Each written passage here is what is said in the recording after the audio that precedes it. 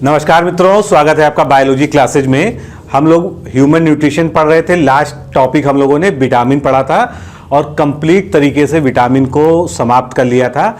आज के इस वीडियो में हम लोग बैलेंस डाइट और खनिज लवण यानी जो हमारे शरीर में मिनरल्स होते हैं उनका क्या रोल होता है, कितना लेना चाहिए, किस मिनरल की कमी से क्या बीमारियां होती हैं और संतुलित आहार में किसको कितनी कैलोरी की आवश्यकता होती है, दैनिक आवश्यकता, इंटरनेशनल मानक क्या है उसके।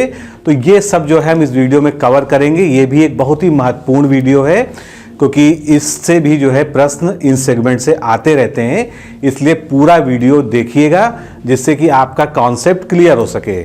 और इस वीडियो के समाप्त होने के बाद जो है 1 से लेके 5 तक जो ह्यूमन न्यूट्रिशन का पार्ट है उसकी पीडीएफ जो है टेलीग्राम ग्रुप पर और साथ में ही जो है इस वीडियो के डिस्क्रिप्शन बॉक्स में आपको उपलब्ध करा दी जाएगी।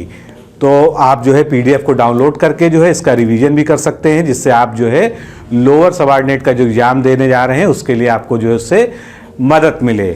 इसके बाद एक और चैप्टर जो इंपॉर्टेंट है बायोलॉजी का, मानव रोग। उसमें बैक्टीरिया, वायरस, फंजाई से होने वाले रोग, उसके अलावा औद्योगिक इकाइयों की वजह से जो रोग होते हैं, कई तरह के रोग जो है इसमें हम लोग पढ़ेंगे।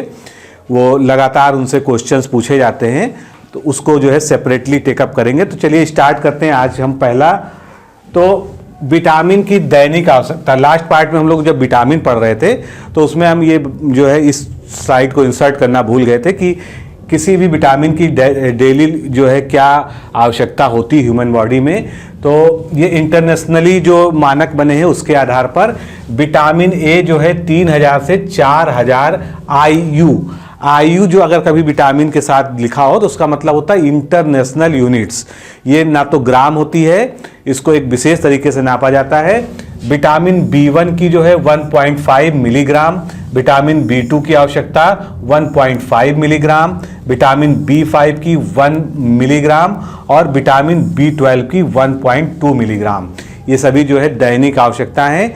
विटामिन बी जो है आप जानते हैं वाटर सॉल्युबल कैटेगरी का विटामिन है, इसलिए अगर जो है इसको डेली नहीं लिया जाएगा तो ये हमारे शरीर में कोई स्टोर नहीं होता B12 को छोड़कर। अब जो इसेंशियल मिनरल्स होते हैं जो हम खाने के साथ में, कुछ पानी के साथ में हम प्राप्त करते हैं शरीर में ग्रोथ के लिए, तो ये कुल जो है 18 तरह के जो है इसेंशियल मिनरल्स होते हैं जो मानव शरीर के लिए बहुत ही आवश्यक हैं। इसेंशियल मिनरल जैसे sodium, potassium, calcium, phosphorus, sulphur, chlorine, manganese, iron, इनकी हमको आवश्यकता ग्राम में पड़ती। ग्राम का कहने का अर्थ ये है कि बल्क क्वांटिटी में, इसीलिए जो है इसको हम माइक्रो या बल्क एलिमेंट भी कहते हैं। जबकि कुछ मिनरल्स होते हैं जैसे कि यहाँ पर आयरन के बारे में आपको बता दूं, आयरन के बारे में थोड़ा कंफ्यूजन रहती है।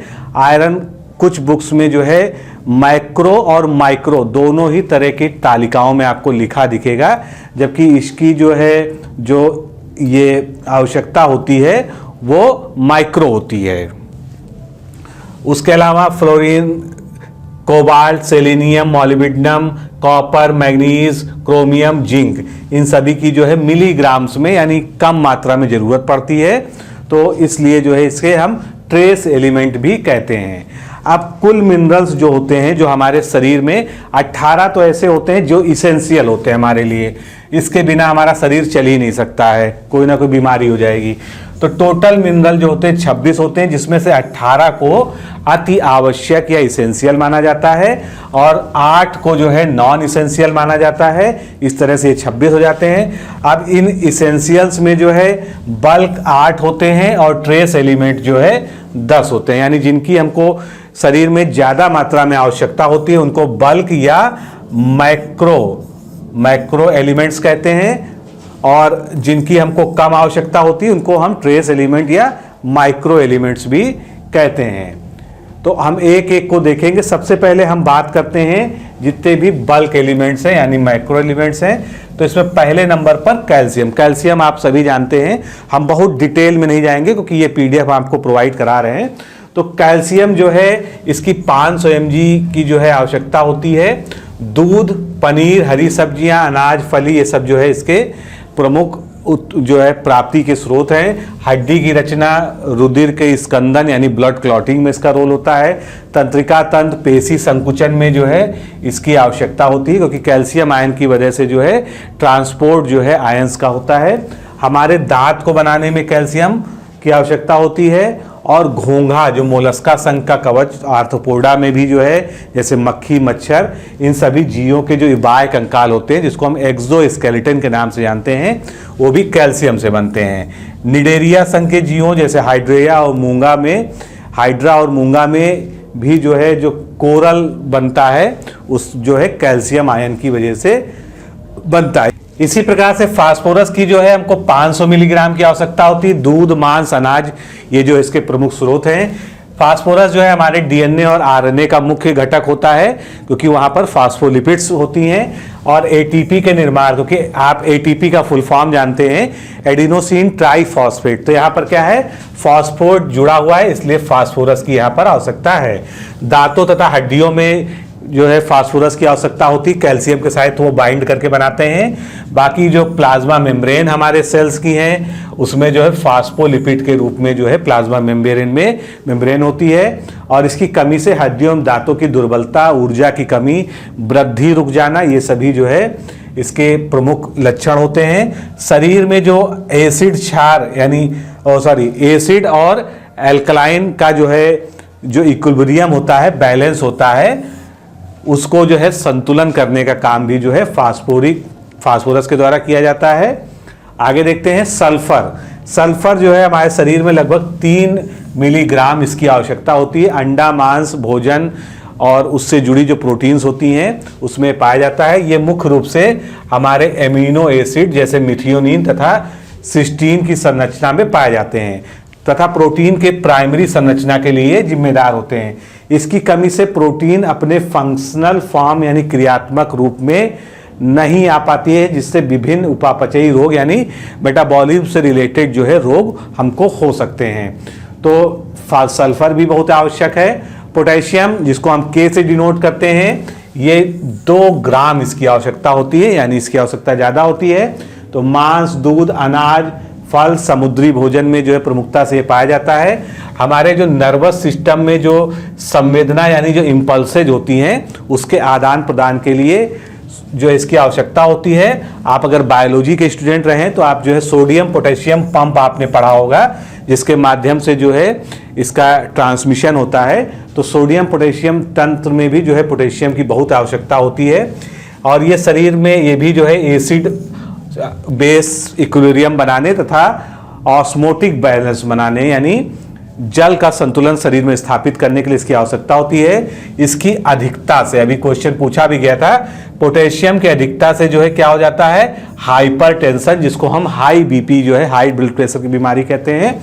और अगर इसी की कमी हो जाए तो हमको लो ब्लड प्रेशर यानी हाइपोटेंशन की बीमारी हो जाएगी। और इसकी कमी से जो है हमें पैरालिसिस भी पड़ सकता है, पैरालिसिस का अटैक। आगे चलते हैं, क्लोरीन की बात करते हैं। क्लोरीन 3.2 ग्राम जो है खाने के नमक में जो है हम पूरा जो है NaCl जो खाने का नमक होता है उसमें उसी से जो है मुख्य रूप से हम क्लोरीन प्राप्त करते हैं। यह हमारे लार में पाया जाता है जो जीवाणुओं को मारने में सहायता करता है। ये आमाशय में स्रावित आमाशयी रूप में उपस्थित HCl, आप जानते हैं हमारे जो है आमाशय में यानी गैस्ट्रिक उसमें जो है HCl एसिड जो सिक्रीट होता है जो खाने को गलाने का काम करता है, तो उसका जो है ये मुख्य घटक होता है। इसकी कमी से जीवाणु जनित रोग यानी बैक्टीरियल डिजीजेज हो जाती हैं और पाचन में कठिनाई आ जाती है, यानी क्लोरीन भी जो है हमारे लिए जो है बहुत ही आवश्यक है। सोडियम की बात करें, सोडियम भी जो है हम खाने के नमक के माध्यम से लेते हैं। और सोडियम पोटेशियम पंप में जिस तरह से पोटेशियम इंपॉर्टेंट था उसी तरह से सोडियम का भी रोल होता है। और फल एवं सब्जियों में भी जो है सोडियम पाया जाता है। ये जो है नर्व सिस्टम में भी जो है जो इम्पल्स का ट्रांसफर होता है, आवेश संचरण, उसमें सहायता करता है। एसिड बेस के बैलेंस में इसकी भूमिका होती है। साथ ही अब मैग्नीशियम की बात करें, मैग्नीशियम की जो लिमिट आवश्यकता होती है 3.5 मिलीग्राम होती है। और अनाज और हरी सब्जियों में मैग्नीशियम मुख्यतः प्राप्त करते हैं हम। राइबोसोम की इकाई को जोड़ने, आप जानते हैं कि राइबोसोम जो है 2 यूनिट से मिलकर आपस में जुड़े होते हैं। तो जहां पर वो जुड़ते हैं वहां पर मैग्नीशियम आयन का रोल होता है। तो एक तो इसका एक बड़ा ये हो गया। उसके बाद तंत्रिका कोशिकाओं को जो है शांत करने में यानी स्थिर करने में मैग्नीशियम का रोल होता है। इसके अलावा कई सारी मेटाबॉलिक प्रक्रियाओं को चलाने में, और इसकी कमी से जो है नर्वस सिस्टम पर प्रभाव पड़ता है। तो ये भी जो है। अब हम बात करते हैं माइक्रो या ट्रेस एलिमेंट्स की। तो माइक्रो या ट्रेस एलिमेंट्स में जो है सबसे पहले आयोडीन। आयोडीन जो है बहुत ही इंपॉर्टेंट है। आयोडीन से संबंधित जो बीमारियां हैं उसको भी लास्ट में हम देखेंगे। तो 150 मिलीग्राम ये दूध, पनीर, समुद्री भोजन और नमक में मुख्यतः पाया जाता है। ये थायरॉक्सिन हार्मोन का मुख्य घटक है। इसी की वजह से जो है थायरॉक्सिन हार्मोन जो है निकलता है। थायरॉक्सिन हमारे अंदर उपापचयी दरों को यानी मेटाबॉलिक रेट जो है शरीर में बढ़ा देता है। इसकी कमी से घेंघा तथा जड़ मानवता रोग हो जाता है। घेंघा को तो ग्वाइटर कहते हैं और जड़ मानवता मैंने आगे अभी बताऊंगा मैं आपको। फ्लोरीन, फ्लोरीन जो है कहाँ पाया जाता है? चाय में पाया जाता है, समुद्री जल में पाया जाता है, और जितने भी जो है सी फूड होते हैं उसमें पाया जाता है। ये हड्डियों और दांतों की सुरक्षा करता है। जो हमारे दांतों की ऊपरी परत होती है इनेमल, उसको ये कठोरता प्रदान करता है। इसकी कमी से दांत कमजोर तथा अधिकता से फ्लोरोसिस हो जाते हैं। अगर इसकी कमी हो जाए तो हमारे दांत कमजोर हो जाएंगे। लेकिन फ्लोरीन जो है अगर ज़्यादा हम खा रहे हैं, ज़्यादा शरीर में जा रहा है, तो फ्लोरोसिस नामक जो है एक बीमारी हो जाती है। पूछा जा चुका है ये। कोबाल्ट हमें कहाँ से मिलता है? कोबाल्ट हमें दूध, पनीर और मांस से प्राप्त होता है। ये विटामिन B12 का मुख्य घटक होता है। इसकी कमी से रक्ताल्पता यानी एनीमिया रोग हो जाता है। सेलेनियम की बात करें, सेलेनियम मांस, अनाज, समुद्री भोजन से प्राप्त होता है। ये कई परऑक्सीडेज एंजाइम का को फैक्टर भी होता है जो परऑक्सीडेज को नष्ट करते हैं, और ये विटामिन ई का सहायक होता है। यानी सेलेनियम जो है विटामिन ई के उत्पादन में मदद करता है, इसका सहायक होता है।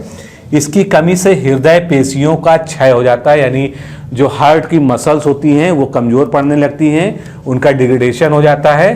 पेशियों में दर्द तथा त्वचा में मृत कोशिकाओं की संख्या इससे बढ़ जाती है। अगला माइक्रो एलिमेंट देखते हैं हम, क्रोमियम। क्रोमियम ईस्ट से समुद्री भोजन से प्राप्त किया जाता है। एनाबॉलिज्म में यानी अपचयी जो हमारे शरीर में क्रियाएं होती हैं उसमें इसका बहुत महत्वपूर्ण रोल है, और इसकी कमी से शरीर में ऊर्जा उत्पादन में गड़बड़ी हो जाती है। मॉलिब्डेनम सब्जी, अनाज और फलियों में पाया जाता है।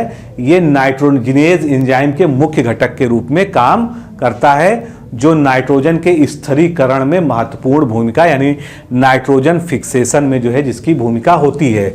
ये जंतुओं में भी नाइट्रोजन के मेटाबॉलिज्म में सहायता करता है। इसकी कमी से नाइट्रोजनी अपशिष्ट पदार्थों का उत्सर्जन सही से नहीं हो पाता है। हमारे शरीर में जो नाइट्रोजनस वेस्ट मटेरियल बनता है उसका जो है बाहर निकलने का जो प्रोसीजर होता है वो उससे ब्लॉक हो सकता है। जिंक 3.5 मिलीग्राम इसकी आवश्यकता होती है। अनाज, दूध, अंडा, मांस, समुद्री भोजन में पाया जाता है।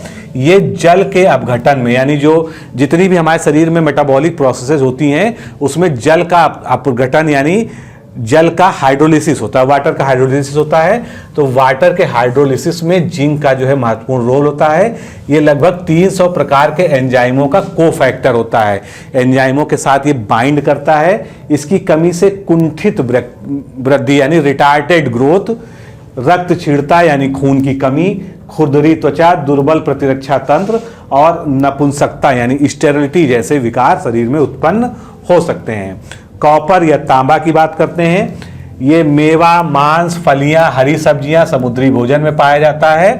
ये हीमोसाइनिन नामक रिस्पायरेटरी पिगमेंट बनाता है। हीमोसाइनिन अगर आपने जो है बायोलॉजी को डिटेल में पढ़ा है तो श्वसन तंत्र में हीमोसाइनिन का जो है बहुत महत्वपूर्ण रोल होता है। तो ये हीमोसाइनिन का जो है एक घटक है प्रमुख, और हीमोसाइनिन हीमोग्लोबिन की ही तरह होता है। ये साइटोक्रोम ऑक्सीडेज का भी को फैक्टर होता है, एक एंजाइम होता है। और कनेक्टिव टिश्यू यानी संयोजी ऊतक तथा रक्त वाहिनियों के विकास में सहायता करता है। इसकी कमी से रक्ताल्पता यानी एनीमिया हो सकता है। संयोजी ऊतक यानी कनेक्टिव टिश्यू और रक्त वाहिनियों की दुर्बलता हो सकती है, यानी जो है सारा जो है जितने भी रोग हो रहे हैं इसकी कमी से कॉपर की, वो सब ब्लड से ही रिलेटेड ज़्यादा हैं। आयरन जैसा मैंने बताया कि एक माइक्रो एलिमेंट है, कहीं कहीं इसको माइक्रो में भी डाल देते हैं, लेकिन ये एक्चुअल में माइक्रो एलिमेंट है। 20 से 40 मिलीग्राम इसकी आवश्यकता होती है। चुकंदर, पालक, हरी सब्जियां, अंडा, मांस, अनाज जो है इनमें ये पाया जाता है। कुछ पुस्तकों में ये मैंने बात लिख दी है कि ट्रेस एलिमेंट लिखा है, ट्रेस एलिमेंट दोनों ही लिखा दिया जाता है। ये हीमोग्लोबिन, मायोग्लोबिन तथा साइटोक्रोम का मुख्य घटक होता है। अगर आयरन ही हमारे शरीर में कम पड़ जाए तो हमारी हीमोग्लोबिन जो है डिग्रेड हो जाएगी, शरीर में खून की कमी हो जाएगी। इसकी कमी से कमजोरी यानी दुर्बलता और एनीमिया हमारे शरीर में हो जाता है। अब कुछ इंपॉर्टेंट फैक्ट जितने भी हमने अभी जो है एलिमेंट्स देखे उनसे रिलेटेड, तो सबसे पहले बात करते हैं कॉपर की शरीर में सही मेटाबॉलिज्म ना होने से शरीर में इसकी मात्रा बढ़ जाती है, जिससे कॉपर टॉक्सिटी हो जाती है। इस कॉपर टॉक्सिटी को क्या कहते हैं, यानी कॉपरीसिडस कहते हैं। कॉपरीसिडस कहते हैं कॉपर की विषाक्तता। जब हमारे शरीर में कॉपर ज्यादा हो जाएगा, तांबा ज्यादा हो जाएगा, तो कॉपरीडियस रोग हो जाएगा और ये एक आनुवांशिक बीमारी है। और इसका जो प्रसिद्ध नाम है वो आप जानते हैं, इसी को विल्सन्स डिजीज या विल्सन रोग कहा जाता है। सैकड़ों बार पूछा गया है कि कॉपर की जो है अधिकता से क्या होता है, विल्सन रोग हो जाता है। इसको याद रखिएगा। विल्सन रोग तो आपको पता ही है, लेकिन अगर इंग्लिश में पूछ लिया जाए तो कॉपरियडस जो है इससे हो जाता है। मरकरी यानी पारा, ये पूरे लिविंग तंत्र के लिए एक जहरीला एलिमेंट है। इससे जो है क्या होती है, मिनीमाटा डिजीज हो जाती है। मिनीमाटा जो है आप जानते हैं इंटरनेशनल लेवल पर, खासकर जापान में जो है उससे बहुत ज़्यादा क्षति हुई थी। फिर एक्रोडाइमा, जिसको पिंक डिजीज के नाम से जानते हैं, ये भी नोट कर लीजिएगा। इसको पिंक डिजीज के नाम से जानते हैं। तथा हंटर रसेल्स सिंड्रोम भी इसकी कमी से हो जाता है। तो ये सब प्रमुख बीमारियां हैं। फिर लेड या सीसा, इससे क्या होता है, शीशे से पॉइजनिंग होती है, एक प्रदूषक भी माना जाता है। और नर्वस सिस्टम हमारा जो है ब्रेकडाउन हो जाता है अगर हमारे शरीर में इसकी यानी लेड की मात्रा बढ़ जाए। आर्सेनिक पॉइजनिंग, आर्सेनिक जो है संदूषित जल के माध्यम से यानी पॉल्यूटेड वाटर के माध्यम से हमारे शरीर में पहुंचता है। तो पानी में अगर इसकी अधिक मात्रा हो जाती है तो हमारे शरीर में आर्सेनिक पहुंचता है और आर्सेनिक के कारण जो है हमें कैंसर हो जाता है। कैडमियम से क्या होता है, बहुत बार आपने पढ़ा है, इटाई रोग हो जाता है कैडमियम के कारण। आयोडीन की कमी से हाशीमोटो डिजीज हो जाती है। मानव में हड्डियों दांतों की दृढ़ता किससे होती है, कैल्शियम और फास्फोरस से होती है। इनके जो निक्षेप होते हैं उससे बनती है। हड्डियों दांतों की संरचना और दृढ़ता के लिए मैग्नीशियम की आवश्यकता भी होती है। आयरन एवं पोरफायरिन के संयोजन से क्या बनता है, हीम बनता है। और ये हीम क्या करता है, हमारे आरबीसी से जो है जुड़कर जो है हमारे ऑक्सीजन का, जो हम सांस से ऑक्सीजन लेते हैं, उसका पूरे शरीर में ब्लड के माध्यम से परिवहन करता है। हीमोग्लोबिन ऑक्सीजन का परिवहन करने वाला पिगमेंट है और इसकी अगर कमी हो जाए तो क्या हो जाएगा, एनीमिया हो जाएगा, क्योंकि आरबीसी हमारी बहुत कम हो जाएगी शरीर में। फिर आयोडीन जो है थायरॉक्सिन हार्मोन का घटक है, इसकी कमी से थायराइड ग्लैंड फूलकर बड़ी हो जाती है, जिसको हम ग्वाइटर या घोंघा रोग कहते हैं। कोबाल्ट जो है B12 का मुख्य घटक होता है, ये हम बहुत बार पढ़ चुके हैं विटामिन B12 में। तो इसको साइनोकोबालामीन कहते हैं। इसका इस्तेमाल कैंसर के उपचार के लिए किया जाता है। अगर कोबाल्ट को जो है उसका रेडियो एक्टिव मटेरियल इस्तेमाल किया जाए तो वो कैंसर के लिए उपयोगी होता है। सोडियम, पोटेशियम, कैल्शियम आयन जो है प्लाज्मा मेम्ब्रेन की परमेबिलिटी में भूमिका होती है। जो मैंने आपको बताया था कि सोडियम पोटेशियम पंप, तो जो प्लाज्मा मेम्ब्रेन के इधर से उधर तक जो है खनिज लवण और बाकी पानी वगैरह का जो है सेल्स में आदान प्रदान होता है, वो सोडियम पोटेशियम पंप की वजह से होता है, जिसमें सोडियम पोटेशियम के साथ कैल्शियम आयरन की भी आवश्यकता होती है। साथ ही सोडियम पोटेशियम और कॉपर जो है तंत्रिका तंत्र पर आवेगों की संरचना करने में महत्वपूर्ण भूमिका अदा करते हैं। राइबोसोम के 2 इकाइयों को जोड़ने में मैग्नीशियम आयरन की भूमिका होती है। फ्लोरीन एनिमल के हार्डनेस के लिए जिम्मेदार होता है। तो इनेमल जो होता है दांतों का, उसकी जो कठोरता होती है वो फ्लोरीन के कारण होती है। बोरान क्या मदद करता है हमारे शरीर में? बोरान भी एक ट्रेस एलिमेंट है, ये हड्डियों को बनाने में मदद करता है। क्रोमियम इंसुलिन हार्मोन के कार्यों को प्रभावित करता है। कैल्शियम आयन सर्वाधिक कहाँ पाया जाता है? चावल, गेहूं, मक्का और जौ जैसे अनाजों में पाया जाता है। शीर्ष कैल्शियम युक्त पदार्थ कौन से हैं? पनीर में सबसे ज्यादा, फिर सोयाबीन, नारियल, सूरजमुखी, पान पत्ता और भैंस के दूध, इन सभी में जो है कैल्शियम बहुत अधिक मात्रा में पाया जाता है। फास्फोरस सोयाबीन, सूरजमुखी, पनीर, काजू, मूंग की दाल में पाया जाता है। आयरन जो है लीवर में, मेथी में, सब्जी में, पुदीना में, पान के पत्ता और सोयाबीन में आयरन की अच्छी खासी मात्रा पाई जाती है। अब आयोडीन की कमी से जो है स्पेसिफिक रोग जो होते हैं, जड़ मानवता, जो बच्चों में एक बौनापन होता है थायरॉक्सिन की कमी के कारण, वो ये बच्चों में होता है। मिक्सिडीमा, ये भी थायरॉक्सिन की कमी से जो है, इससे बच्चों के शरीर का तापक्रम और बीपी लो हो जाता है, थकान बनी रहती है। घेंघा या ग्वाइटर, इसमें गर्दन का जो है हिस्सा जो है फूलकर मोटा हो जाता है। और हैशीमेटो डिजीज, इसमें भी थायरॉक्सिन का स्राव बिल्कुल कम हो जाता है। तो ये सब जो है हम लोगों ने पढ़ लिया है। अब भोजन का एक मुख्य अवयव है फाइबर, जिसको हम रेशा कहते हैं हिंदी में। तो ये एलिमेंट्री कैनाल की सफाई में जब किसी को कब्ज हो जाती है, पाचन संबंधी दिक्कतें आ जाती हैं, तो डॉक्टर सलाह देते हैं कि जो है आप फाइबर अपने खाने में बढ़ाएं, और अगर आप अलग से भी फाइबर लें। तो मेन इसका काम क्या है? एलिमेंट्री कैनाल की सफाई करना। जो आहारी रेशे फाइबर होते हैं, इससे हमें कोई भी ऊर्जा नहीं प्राप्त होती है, और ये पृथ्वी पर पाया जाने वाला सर्वाधिक पॉलीसेकेराइड है। अब ये दो प्रकार के होते हैं, जिस तरह से हमारे विटामिन जो है जल में घुलनशील और उसमें थे, इसी तरह से ये पानी में घुलनशील। पानी में घुलनशील कौन कौन से हैं? मुख्य आपको यही नाम याद रखने हैं। तो पानी में घुलनशील कौन से हैं? पेक्टिन, म्यूसिलेज और गम, ये पानी में यानी वाटर सॉल्युबल फाइबर्स होते हैं। और पानी में अघुलनशील यानी वाटर इनसॉल्युबल, तो कौन कौन से? सेलुलोज, हेमीसेलुलोज और लिग्निन, ये सभी जो है पानी में अघुलनशील हैं। फिर पानी अवशोषण की क्षमता रेशे में अपने वजन से 15 गुना ज़्यादा होती है, यानी अगर 1 ग्राम रेशा है तो 15 ग्राम अपने अंदर पानी सोख सकता है। इसीलिए जो है पाचन तंत्र के लिए बहुत जरूरी होता है। रेशे से कोलेस्ट्रॉल की मात्रा नियंत्रित होती है शरीर में, और रेशे की अधिकता वाला भोजन रक्त में ग्लूकोज की मात्रा को कम करता है। यानी जो डायबिटीज़ के रोगी हैं, अगर वो फाइबर वाला फूड खाएं तो उनके लिए बहुत अच्छा होगा। और ये आंतों में पेल्विक ट्यूमर बनने की संभावना को कम करता है। यानी रेशे वाले भोजन का हमारे शरीर में बहुत ज़्यादा महत्व है। अब संतुलित आहार एक टॉपिक ये है जो सभी एग्जाम में पूछा जाता है, इसके बारे में प्राय आप सब लोग जानते हैं। तो हमने पहले भी बात की है, प्रोटीन के 1 ग्राम से कितनी एनर्जी मिलती है? 4.1 कैलोरी। कार्बोहाइड्रेट के 1 ग्राम से 4.1 कैलोरी, और फैट के ग्राम से 9.1 कैलोरी। तो सबसे ज़्यादा कैलोरी जो है हमें फैट बर्न होने से प्राप्त होती है। मानव स्वास्थ्य के लिए वही भोजन आवश्यक है जिसमें carbohydrate, protein, fat, mineral, vitamin सभी जो है एक निश्चित अनुपात में, निश्चित मात्रा में हो। WHO अंतर्राष्ट्रीय स्तर पर पोषक तत्व तथा ऊर्जा के मानक निर्धारित करता है, और पोषकों के ऑक्सीकरण से, उनके ऑक्सीडाइजेशन से हमको एनर्जी प्राप्त होती है। अब हम एग्जैक्ट वैल्यू की बात करते हैं। तो मैंने ये पिछले जब पहला या दूसरा पार्ट पढ़ाया था उसमें भी बताया था कैलोरीफिक वैल्यू। तो सबसे ज़्यादा कैलोरीफिक वैल्यू किसकी होती है? फैट की होती है।